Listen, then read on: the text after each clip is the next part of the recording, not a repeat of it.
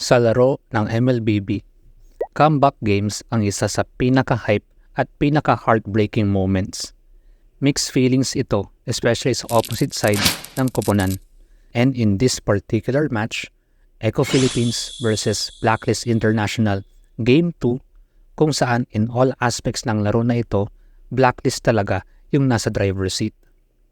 Pero may dalawang bagay akong napansin na medyo hindi siya obvious tignan, pero once nakita ko yun, baka yun ang dahilan kaya hindi nila na-maximize yung gold lead nila and thus nakambakan sila ng Echo. Pero bago ko sabihin yung dalawang bagay na yun, take note mo itong dalawang key points na ito.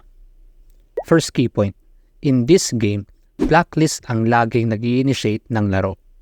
Ipagsama mo yung Akai, Rafaela at Kari, hindi ka makakatakas dyan. Which, kahit mauna yung Echo umengage, ka-counter-engage lang ang Blacklist. Dito mo makikita na drafting pa lang may edge na ang mga agents. Though may moments na Blacklist ang nauuna, pero mas malakas yung counter-engage ng Echo, and may moments na nauunahan ang Blacklist sa engagement, nalulugi sila sa teamfight. Pero ang obvious, kung Blacklist ang unang umengage, time and time again, sila lalamang. Key point number 2. Kapag may objectives and nakita nila may isang hero na nasa opposite side ng Lord, ipa-fast clear nila yung objectives mapa Turtle or Lord. Which may kita mo, nung nakita nasa baba yung 1-1, finast clear agad ng Blacklist yung Turtle. Same scenario, during Lord team fight, asa baba yung 1-1, finast clear agad yung Lord, taking advantage na 4v5 in favor sa Blacklist. With those two key points, ang number 1 na na-miss out ng Blacklist is hindi nila minaximize yung advantage na meron sila. For example, dito, sa Lord Dance, 6.5k gold lead, basag yung 2 inhibitors, tapos hawak nila yung Lord. In that moment, all odds in favor sa Blacklist, and mas lalong umangat yung advantage nila nung nagamit yung ultimate ng Terizla. Diyan pa lang dapat umaksyon na yung Blacklist, either bait nila yung Lord tapos mag-backdoor sila, or dahil kulang ng resources yung Echo, dapat nag-hero muna sila bago Lord. Nangyari ba yung mga moments na yon? Hindi. So by the time may ultimate na yung Terizla, wala pang ginawa yung Blacklist. Ano yung worst? Diba sabi ko, kapag mauuna umengage yung Blacklist, lalamang sila.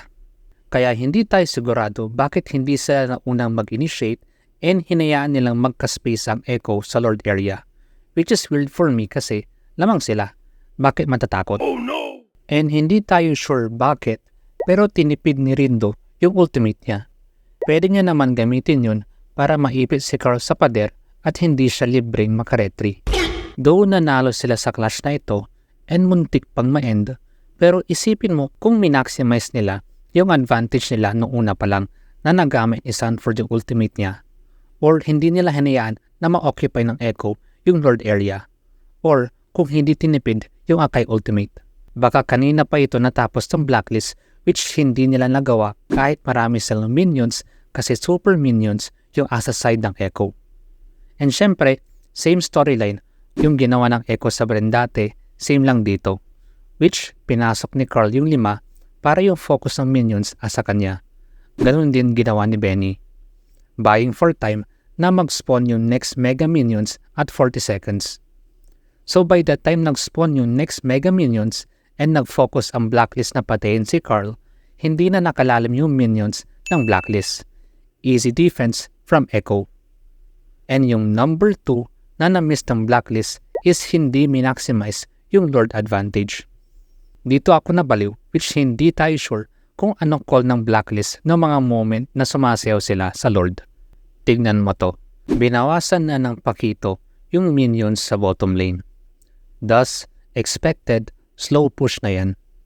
Expect mo na dahil naka-flow yung minions sa baba, meron at meron mag-rotate dyan kasi kung hindi, mababasakan sila or worse, backdoor ang mangyayari. The moment nagpakita yung Terizla sa bottom lane, ang obvious shot call dapat ng Blacklist is i-fast clear yung Lord, which Yun yung key point number 2 na ginagawa nila dati kapag may hero sa opposite side ng Lord. Tatlong card yan, no? Matagal bago makakabalik si Sanford. Pero finesse clear? Hindi. Kahit sabihin natin, medyo nag-aalangan ng blacklist dahil may vision lang sila kay JP at kay Sanford, pero doon papasok yung factor ng Rafaela. Bakit hindi minaximize? So by the time na sa mid na si Sanford, nireset na lang uli ng blacklist.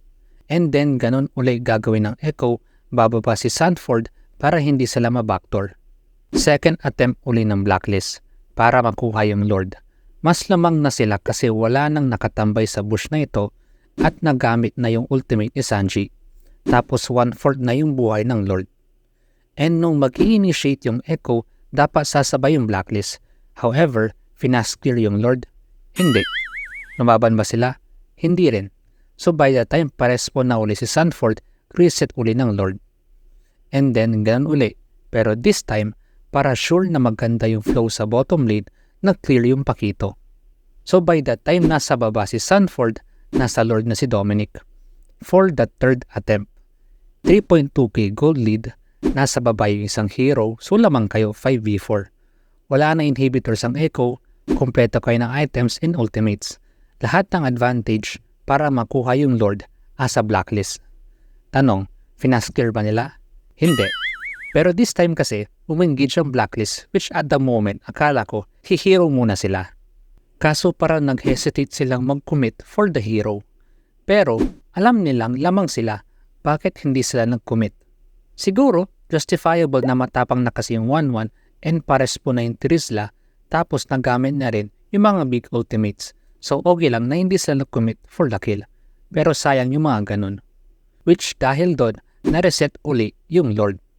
And then for the fourth attempt, nasa baba uli yung Trisla. All odds uli nasa blacklist yung advantage and 1/4 na yung buhay ng Lord at half health yung tank. Fingers crossed, pwede mo nang i-fast clear yan. Ginawa nila? Hindi. Nakaakyat at nakabitaw na ng skill yung Trisla, hindi pa na fast clear yung Lord. Yes, sabihin natin nakuha ng blacklist yung Lord.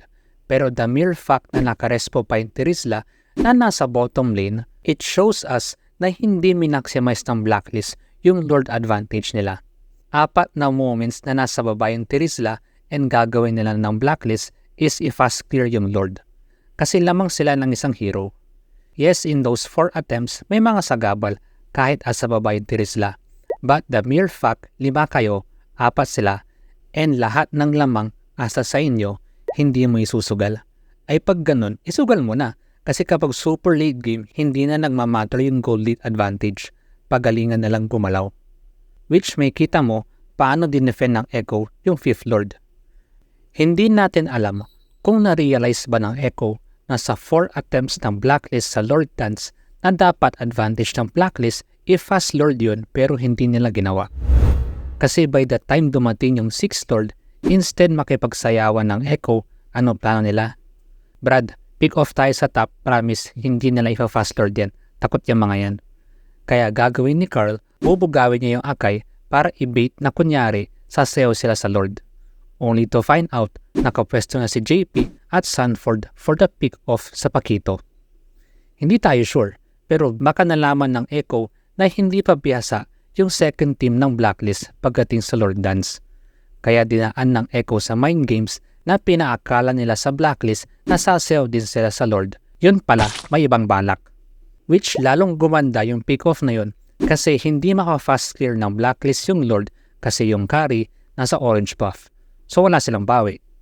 At dahil -1, madali lang silang naka-pick off ng isa pang hero at na-secure yung pang-6 na Lord.